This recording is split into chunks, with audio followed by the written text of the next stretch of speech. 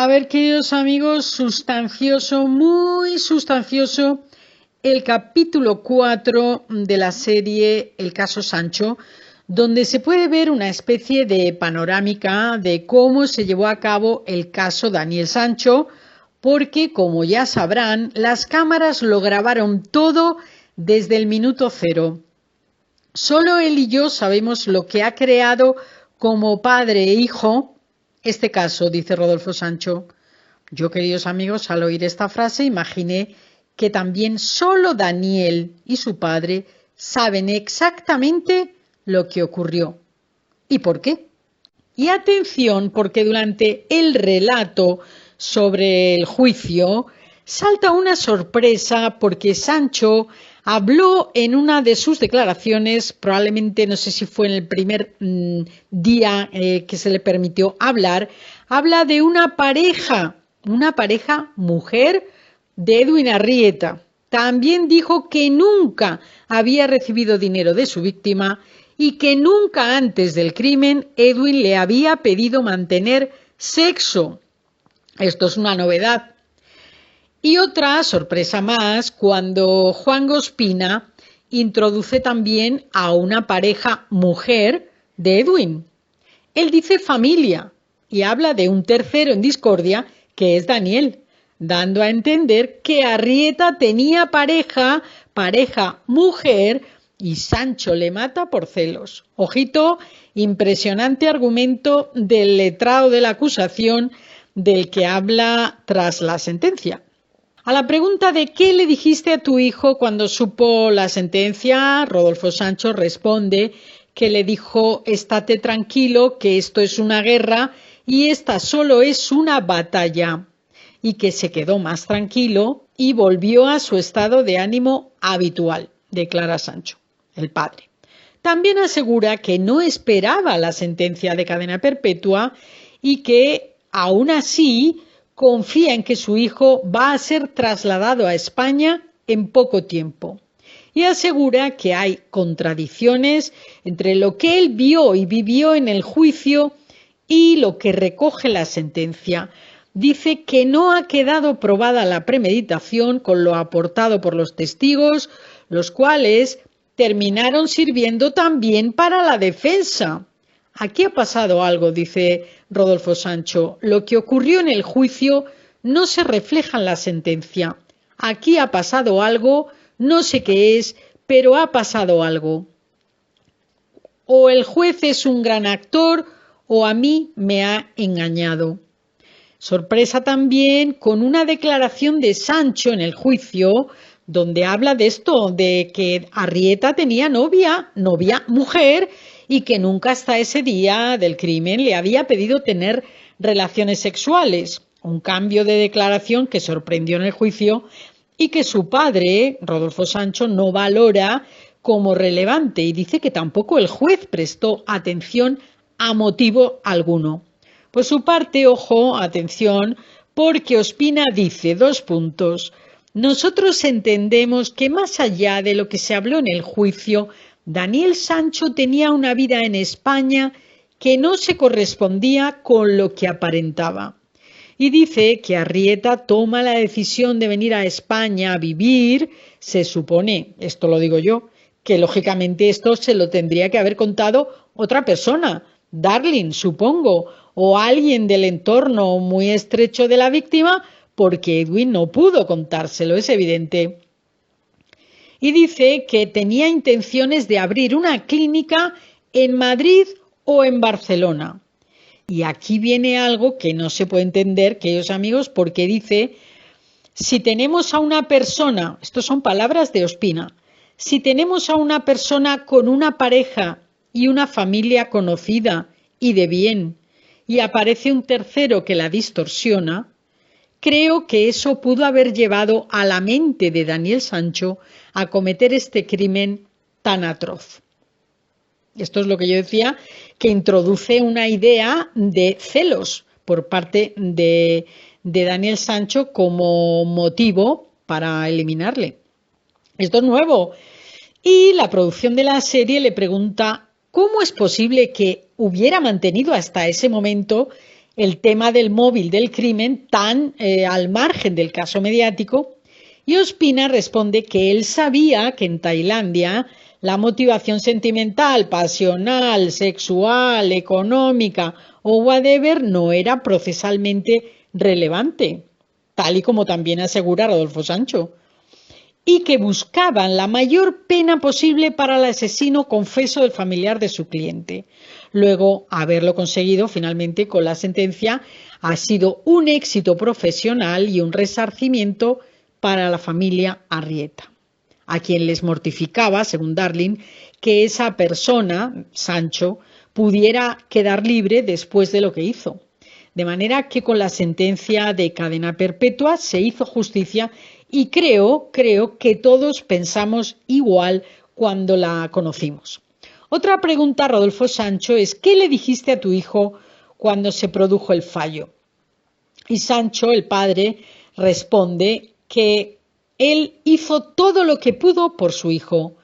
Y yo se lo dije, dice Rodolfo Sancho, pero él me contestó, sí, pero tú has podido ayudarme y yo no hubiera podido sacarte a ti. Y le pregunta, ¿qué opinas de la sentencia? No la acepto, dice Rodolfo, lo asumo, pero sigo adelante. Rodolfo Sancho afirma ser consciente de la gravedad de la situación y también de que él haga lo que haga siempre le van a criticar su manera de abordar el drama familiar que supone tener un hijo asesino. Esto lo digo yo, claro, porque él en todo momento habla de fallecido, refiriéndose a la víctima, y por supuesto a su hijo no le llama asesino. Yo veo, queridos amigos, que Rodolfo Sancho no niega el crimen cometido por su hijo Daniel, pero sin embargo sí que toma mucha distancia con los hechos porque sostiene la defensa propia, el argumento de la defensa propia de Daniel ante una agresión de parte de Edwin Arrieta. Una defensa propia, queridos amigos, que la entenderíamos hasta la caída de Arrieta y un golpe propinado por la pelea, pero solo hasta ahí. Es que lo demás no se corresponde con la defensa propia, ni en términos de lógica, ni de sentido común, ni menos de derecho penal, sino que responde a otra cosa que no podemos entender nadie. El capítulo 4 de esta serie comenzaba con el relato del periodista de la agencia EFE, que fue un testigo privilegiado del proceso, grabado, como digo, desde que conoce la noticia de Encopangan y el único periodista que ha sido acreditado por el juez para entrar a la sala de juicio, porque la agencia EFE lo solicitó y el juez se lo concedió. Saben que el juicio fue a puerta cerrada, sin medios, sin prensa, y los propios letrados, tanto de una parte como de otra, tuvieron dificultades para acceder. Yo creo que ni siquiera accedieron a la sala. Viajaron a Tailandia, entraron a la corte, pero no a la sala. El capítulo ofrece el retrato durante esos días que duró el juicio, luego la sentencia, el 29 de agosto, y las reacciones de estos protagonistas. ¿Cómo lo vieron y qué opinaron? ¿Qué opinan? Vamos. Y es verdaderamente sustancioso comprobar estas conclusiones. En este capítulo, como digo, tienen mucho protagonismo o más protagonismo que los anteriores, tanto la defensa como la acusación. Y por supuesto, Rodolfo Sancho, que prácticamente hizo de letrado, porque era el único que estaba situado a espaldas de Daniel Sancho y con el que tenía interrelación a lo largo de las jornadas del juicio. Y dice Rodolfo Sancho que han aprendido mucho de esos días. No lo dudo. Recordemos que el terrible asesinato involucró a 3 países y a 3 continentes, con sus diferentes idiosincrasias y, de paso, diferente tratamiento del derecho penal, de la visión del mundo, de las cosas, de las relaciones, etc. Y este punto también llegó a ser un hándicap, también por el idioma y las traducciones, tanto para la defensa como para la acusación. Un juicio en el que la Fiscalía como recordarán, también estuvo en el punto de mira. La policía, por supuesto, y la instrucción que hizo. Los testigos fueron escasos, pero sin embargo se le permitió a Daniel Sancho, hacerles preguntas, cosa impensable en España, por ejemplo. Rodolfo Sancho asegura que este terrible suceso les ha unido más y que solo él y Daniel saben el vínculo que ha creado entre ellos como padre e hijo. Rodolfo Sancho expresaba la enorme contradicción entre lo que ha ocurrido, lo que él vivió en el juicio y lo que ha ocurrido con la sentencia. Eso es lo que él dice. No ha quedado probada la premeditación, dice. No hay pruebas ni evidencias y el juez se ha guiado por el informe policial todo el tiempo. No ha hecho caso a lo que aportamos desde la defensa. Un informe policial que, según Rodolfo Sancho, estaba manipulado y la verdad es que no entiende por qué el juez no les ha hecho ni un caso. El único que ha estado ahí he sido yo y Daniel, dice muy tranquilo Rodolfo Sancho tras saber la condena de cadena perpetua y las conclusiones de la premeditación que recoge la sentencia. También hay que destacar que el otro gran protagonista de este juicio es el subdirector de la agencia EFE, como digo, y él comenta en el capítulo cómo el fiscal hubo un momento en que intentó probar con los testigos que aportaba la fiscalía que hubo premeditación, pero no pudo probarlo porque la mujer del alquiler de las motos declaró que Daniel Sancho había dejado su pasaporte, lo cual indicaba que no tenía previsto huir de la isla. Testigos también que le sirvieron a la defensa, como dije, para intentar demostrar que el comportamiento de Daniel Sancho fue impulsivo y no planeado. Tampoco se escondió de las cámaras porque se paseó por la isla con los restos de Edwin en la moto, con cámaras por todas partes. Se fue también a comprar un montón de cuchillos y una sierra porque a la señora del alquiler del bungalow le dijo que iba a cocinar y se fue a comprar todo eso, le grabaron las cámaras convenientemente. O sea, alguien que premedita no hace las cosas que hizo Sancho. En fin, que era complicado poder demostrar la premeditación y sin embargo aparece en la sentencia que sí, que hubo premeditación. Pero también recuerden que hubo un rumor, y esto consta en este capítulo, por parte de la acusación, que denunciaba posibles pagos al tribunal por parte de la defensa de Daniel Sancho. Esto lo contaba entonces Ospina y es recogido en este capítulo y habla de irregularidades que se estaban investigando y que Valfagón negó rotundamente porque dice que era una acusación muy grave el hecho de asegurar que el juez había prevaricado, eso por un lado, y que por otro la defensa había comprado al tribunal.